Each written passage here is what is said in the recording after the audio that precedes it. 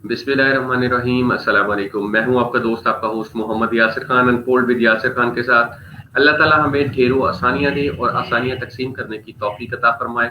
कोविड-19 अपने आखिरी मराहिल में है और ये सेकंड वेव पहली वेव से ज्यादा खतरनाक है। तो कोशिश करें जो गवर्नमेंट के एसओपीज हैं, चाहे वो 6 फुट की दूरी है, मास्क पहनना है, ग्लव्स पहनना है या बार बार साबुन से हाथ धोना है, सैनिटाइजर का इस्तेमाल करना है, जरूर कीजिए। अपने लिए नहीं, अपने प्यारों के लिए।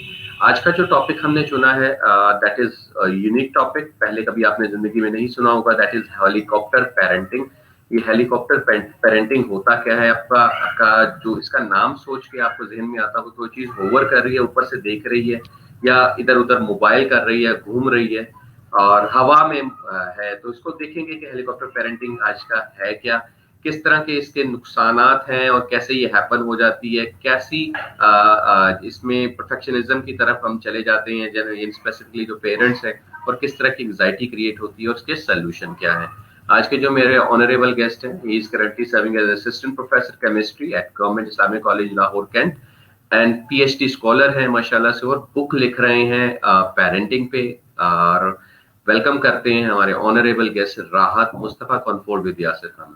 Welcome sir. जी वालेकुम अस्सलाम जी, बहुत शुक्रिया आपने इतना अच्छा तारुफ दिया। और साथ में जो सबसे पहला मैसेज था वो बड़ा बुनियादी मैसेज है कि कोरोना की सेकंड वेव आ रही है और हम जिस कंट्री में रहते हैं और जो हमारा है रहन सहन, तो हम कभी भी सेकंड वेव जो है उसको अफोर्ड नहीं कर सकते। तो खुदारा कोशिश करें कि ज़्यादा से ज़्यादा एसओपीज़ को अपनाएं और कम से कम बाहर निकलें और अपनी हिफाजत करें अपने प्यारों के लिए। ये बहुत प्यारा मैसेज आपने यहाँ पर। Thank you very much. अच्छा राहत भाई, स्टार्ट करते हैं अपने टॉपिक से। पेरेंटिंग, और पेरेंटिंग को तो लेकर लोगों को समझ आती है कि जी तरबियत, ये हेलीकॉप्टर तरबियत क्या है? जरा थोड़ा सा इसको आसान करें लोगों के लिए। जी बहुत शुक्रिया जी। हेलीकॉप्टर पेरेंटिंग की तरफ हम आते हैं, लेकिन उससे पहले थोड़ा सा मैं एक मेटाफोर का सहारा लूंगा ताकि बात अच्छे तरह से समझाई जा सके। और उससे पहले मैं एक चीज़ गोशगुजार करना चाहूँगा, क्योंकि मैं आजकल ये प्रोग्राम्स कर रहा हूँ, बुक भी लिख रहा हूँ, तो मेरा मकसद हरगिज़ पेरेंट्स को डिसाइड करना नहीं है, एक रियल व्यू दिखाना है कि हम जितने भी पेरेंट्स हैं वो अपने बच्चों की बेहतरी के लिए, निगहदाश्त के लिए, तरबियत के लिए, उनको बढ़ते फलते फूलते देखने के लिए ही तमाम काम कर रहे होते हैं। लेकिन अनफॉर्चुनेटली ना चाहते हुए भी कुछ चीज़ें हमसे इस तरह की सरजद हो जाती हैं कि जो बच्चों के लिए और आने वाली नस्लों के लिए बिगाड़ का बाइस बनती हैं। मसलन पेरेंट्स जो हैं, मैं मानता हूं कि सुबह से शाम मेहनत कर रहे हैं।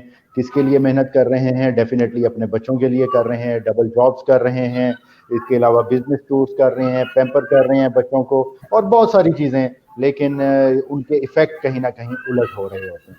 तो मैटर 4 की तरफ मैं जल्दी से आता हूँ। इसमें मैं बच्चे की ही मिसाल लूँगा। एक बच्चा है, अपने वालिद के साथ डेली एक बाग में सैर को जाता है, और जब वो सैर पर बच्चा वालिद के साथ जाता है तो मुख्तलिफ तरह के वहाँ पर फूल खिले हुए हैं, कुछ कलियाँ हैं अनखिली हुई।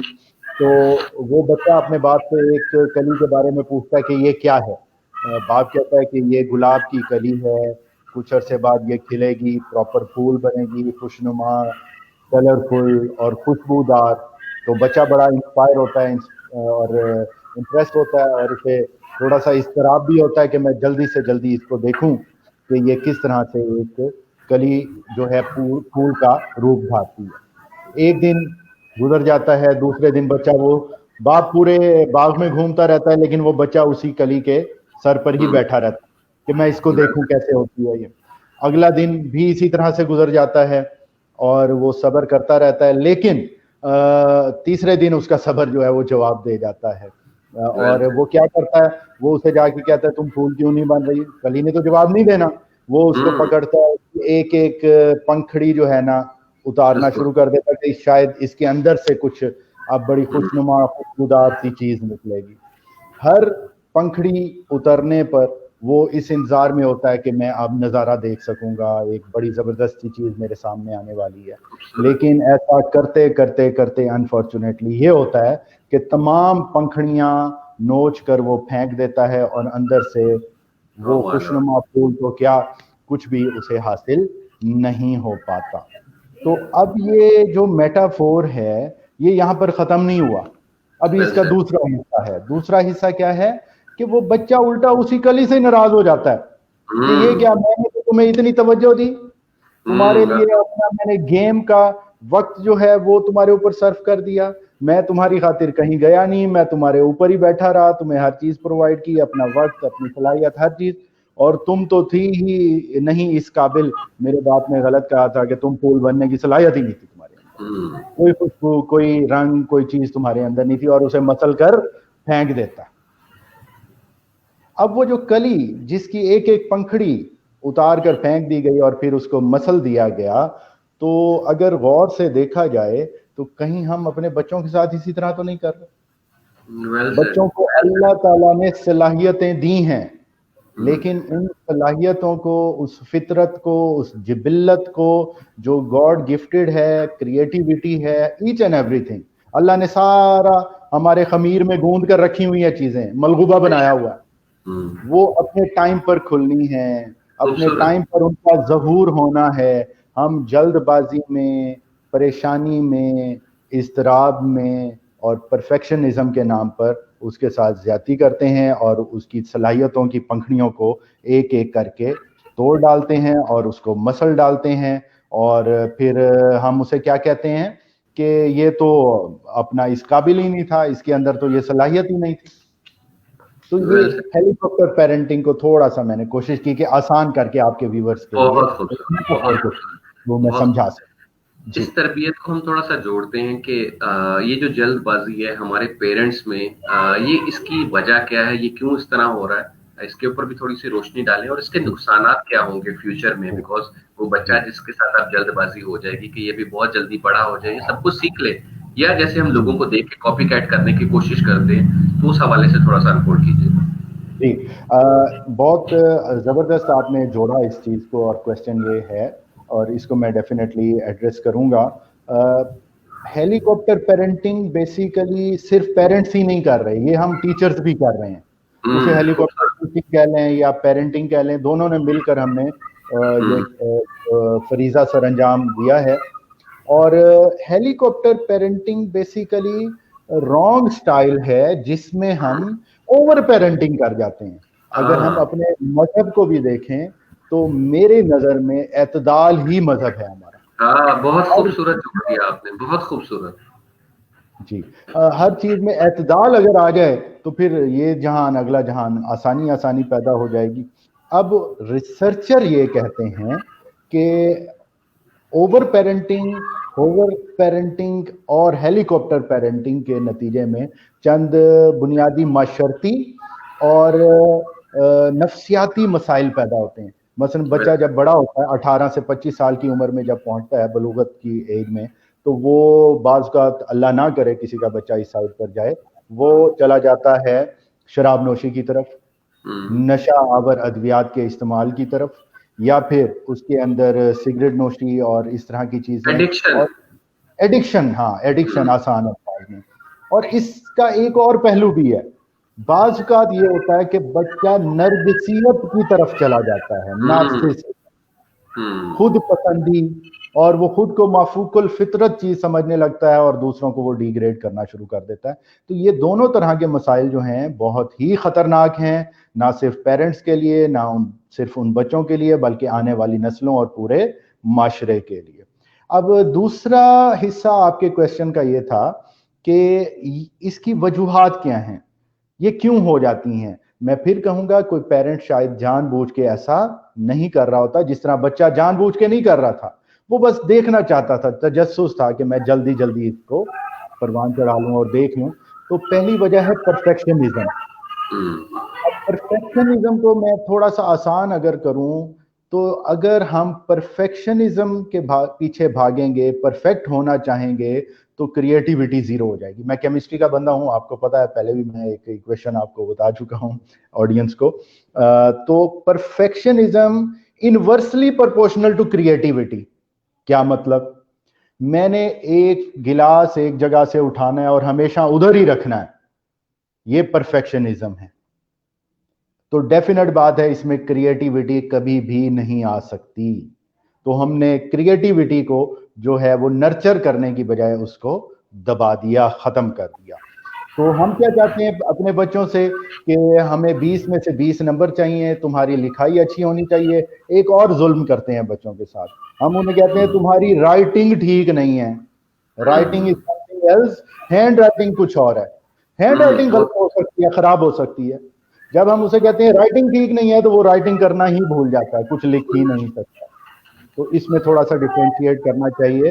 اور بچوں کے ساتھ ہم مینرز کے نام پر ان کو روبوٹ بنانا چاہتے ہیں. اور اگر آپ مجھے اجازت دیں, میرے پیرنٹس, میں خود بھی پیرنٹ ہوں, استاد ہوں, ناراض نہ ہوں, تو ہمیں بچہ نہیں چاہیے, معذرت کے ساتھ بچہ جمورہ چاہیے. بہت خوبصورت ایکسپلینیشن دی کہ جیسے ڈگڈگی ہم بجائیں ویسا ہی وہ ڈانس دکھائے. اگر اس کو سسرال جانے کا کہیں تو سسرال چلا جائے, اسے کو الٹ بازی کھانے کا کہ تو الٹ بازی کھا لے. مطلب یہ کس طرح کی سوچ ہمارے اندر پروان چڑھ چکی ہے. جی, تو اس میں ٹیچرز کو بھی میں پیغام دینا چاہوں گا آپ کے اس خوبصورت پلیٹ فارم کے توسط سے کہ خدا را, میں نے تو بڑی دیر سے سمجھا ہے, ان چیزوں کو آپ جلدی سمجھ جائیں تاکہ ہماری نسلیں جو ہیں وہ بگاڑ سے بچ جائیں. اور ایک اور چیز بڑی مزے کی, پرفیکشنزم میں اگر آپ اجازت دیں, کہ ہم بچے سے ڈیمانڈ کرتے ہیں 20 میں سے 20 نمبر. ہر بچہ 20 میں سے 20 نہیں لے سکتا, وہ اس لیے بنا بھی نہیں ہے. کوئی 18 لے گا, کوئی 15 لے گا, کوئی 12 بھی لے گا.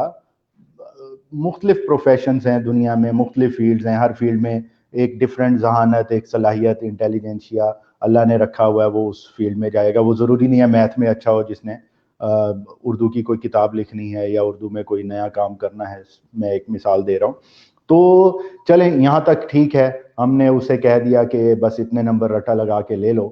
اور جب وہ, اب میں یہ بڑی کڑوی شاید بات کرنے لگا ہوں, جب بچہ کامیاب ہوتا ہے تو وہ کامیابی والدین کی اور اساتذہ کی ہوتی ہے.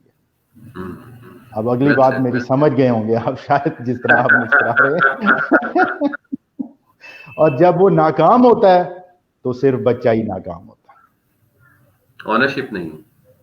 اور میں اپنی بات بتاتا ہوں کہ جب میرے پاس پیرنٹس آتے ہیں کہ بچہ پہلے تو بڑے اچھے نمبر لے رہا تھا, اب وہ فیل ہو گیا, میں کہتا ہوں میں نے تو پہلے بتا دیا تھا آپ کو کہ یہ پاس ہو ہی نہیں سکتا, یہ تو فیل ہی ہوگا.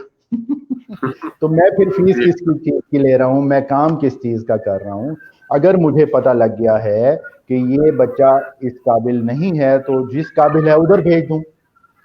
اگر نہیں یہ کر سکتا تو کم از کم اس کو اتنا تو کر دینا کہ وہ 33% پر آ جائے اور کم از کم پاس ہو جائے اور کوئی ڈگری لے کر یہاں سے چلیں, عزت سے چلا جائے. اور دوسری راحت صاحب کوشچن ہے, ڈاکٹر اپنا ہے انگلینڈ سے, وہ پروگرام کو ریگولر ویور ہیں ہمارے. وہ کہہ رہی ہیں کہ پیرنٹس جو ہیں وہ بورن پیرنٹنگ سکلز لے کر تو نہیں پیدا ہوتے نا, وہ لرن کر رہے ہوتے ہیں ساتھ کے ساتھ ایکسپیرینس سے. تو بچوں کو بھی کچھ مارجن دینا چاہیے, کریٹیسائز کرنا چاہیے. تو میں تو یہ پیرنٹنگ کے ہر شو میں کہتا ہوں کہ پیرنٹنگ ایک آرٹ ہے جس کو سیکھنے کی ضرورت ہے. تو اس کے اوپر کیا کمنٹ کریں؟ مجھے سر آپ کی آواز درمیان میں کٹی ہے, اینڈ پہ میں سن سکتا ہوں. یہ سامنے آپ کے میسج ہے, آپ دیکھ سکتے ہیں. جی, parents are not born with parenting skills, بہت زبردست بات. دیکھیں حضرت واصف علی واصف فرماتے ہیں لا علمی کا احساس علم ہے. جسے یہ احساس ہو گیا کہ مجھے یہ اسکل نہیں آتی تو وہ ڈیفینیٹلی سیکھنے کی طرف چلا جائے گا, اور جب سیکھنے کی طرف جائے گا تو وہ ڈیفینیٹلی اچھی چیزیں کرے گا. اب سیکھنے کا ایک معیار تو یہ ہے کہ آپ پیرنٹنگ ورک شاپس لے لیں, کتابیں پڑھ لیں, آپ کا شو دیکھ لیں اور باتیں سن لیں لوگوں کی, لیکن اس کا جب تک پریکٹیکل امپلیمنٹیشن نہیں ہوگی وہ نہیں ہو سکتا. اور پیرنٹنگ کوئی ہارڈ اینڈ فاسٹ سائنس یا رولز نہیں ہے, پیرنٹس ٹو پیرنٹس اور چلڈرن ٹو چلڈرن یہ ویری کرتی ہے. اب اس کا آسان سا حل جو میں سمجھ پایا ہوں کویسچن کو جلدی سے شاید, وہ یہ ہے کہ ہم دو چیزیں دیکھیں کہ پیرنٹنگ کے دوران میرے اندر کوئی مثبت تبدیلی آ رہی ہے. مثلا میں پہلے جھوٹ کہیں بول دیتا تھا, اب میں نہیں بولتا. میں وقت کی پابندی نہیں کرتا تھا, میرا بچہ روتا تھا اسکول میں کھڑا ہو کے, میں اب وقت کی پابندی کرنے لگا ہوں. مثبت تبدیلیوں کی ایگزامپل دے دی میں نے دو. تو اس کا مطلب ہے پیرنٹنگ میری صحیح ڈگر پر چل رہی ہے.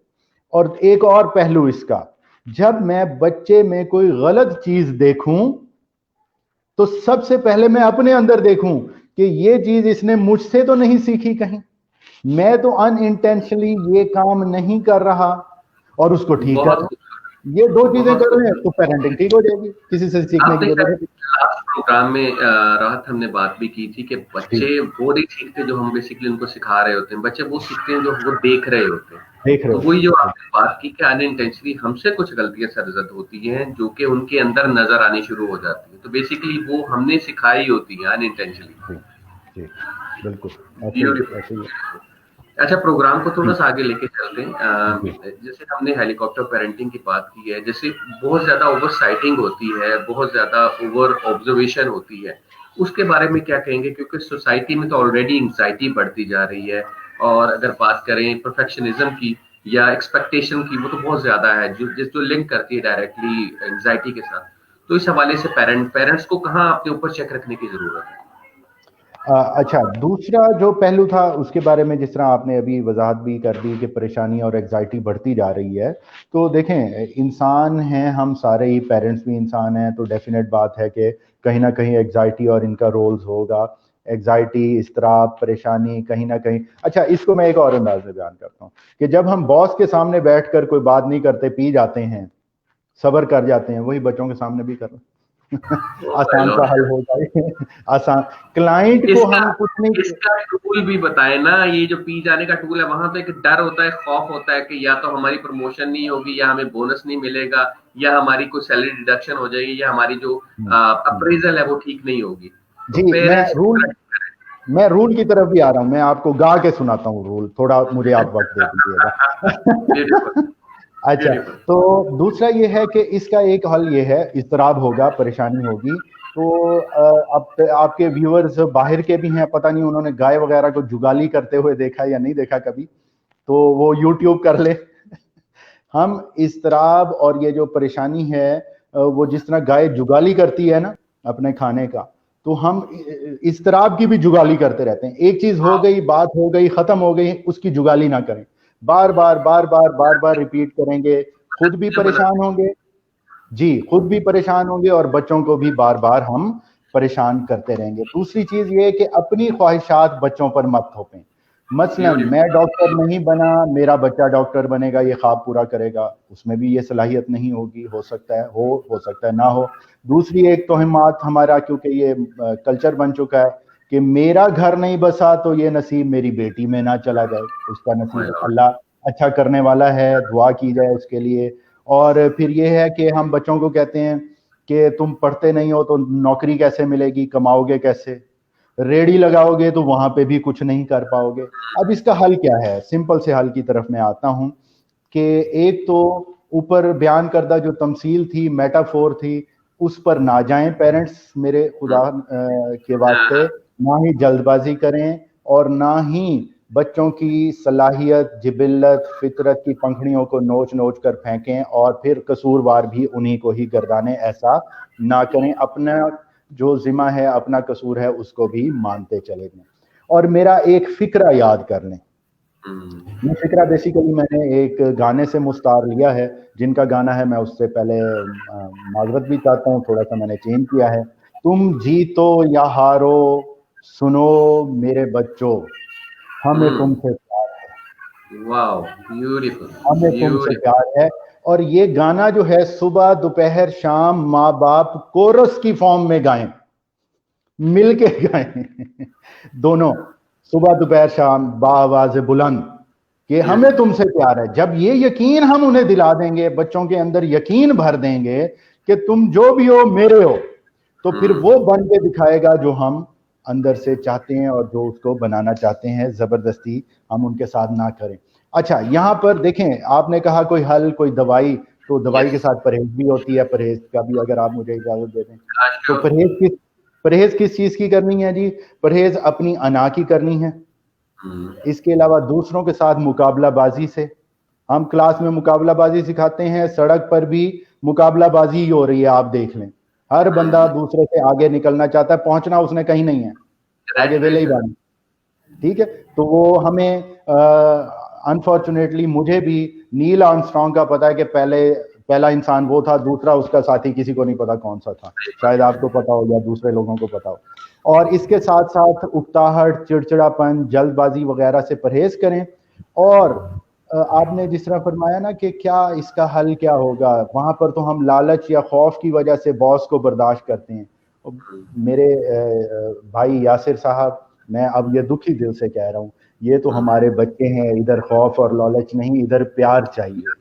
بیوٹیفل ہم ان پیار سے پیار کر لیں، پیار کی میٹھی گولیاں ان کے ساتھ استعمال کریں، ہومیوپیتھک والی، اور ان کی تعداد کو بڑھاتے جائیں، مقدار کو بڑھاتے جائیں. جی افاقہ نہیں ہو رہا، ہوگا جب نہیں ہوتا افاقہ ڈوز بڑھائی جاتی ہے نا، تو اس میٹھی پیار کی گولی کی ڈوز بڑھائی جائے. تو یہ میرے بچے، یہ میرے یوتھ، میں ان کے ساتھ ہوں، اور میں نے جو غلطیاں کی ہیں میں معافی بھی مانگتا ہوں، اور ان کو سدھارنے کے لیے آپ جیسے عظیم لوگوں، دوستوں کے ساتھ مل کے ایک مشن پر بھی چلا ہوا ہوں. اور میں ایک پیغام دینا چاہتا ہوں، اگر آپ اجازت دیں، کہ ہم نے پوٹینشل پیرنٹس اور پوٹینشل ٹیچرز، 12 کروڑ یوتھ ہے پاکستان کی، ان کے لیے استاد محترم قاسم علی شاہ کی رہنمائی میں پروگرام کا باقاعدہ آغاز کر دیا ہے. آپ بھی دعا فرمائیں، پیرنٹس بھی دعا کریں. اور یوتھ سے مل کے مجھے بڑی خوشی ہوئی کہ وہ بڑے پازیٹیو ہیں، اور اس تحریک کو میں نے نام دیا ہے گرین مائنڈ سیٹ کا. گروتھ اور پازیٹیو مائنڈ سیٹ سنا تھا، یہ گرین مائنڈ سیٹ کیا ہے اس کو کبھی ہم ایکسپلین کریں گے انشاءاللہ. تو یہ میری خواہش بھی ہے، اور آپ جیسے دوست مل کر اس کے لیے کاوش بھی کر رہے ہیں. امید ہے میں اتنے وقت یہ چیزوں کو سمجھا پایا ہوں گا. بہت شکریہ.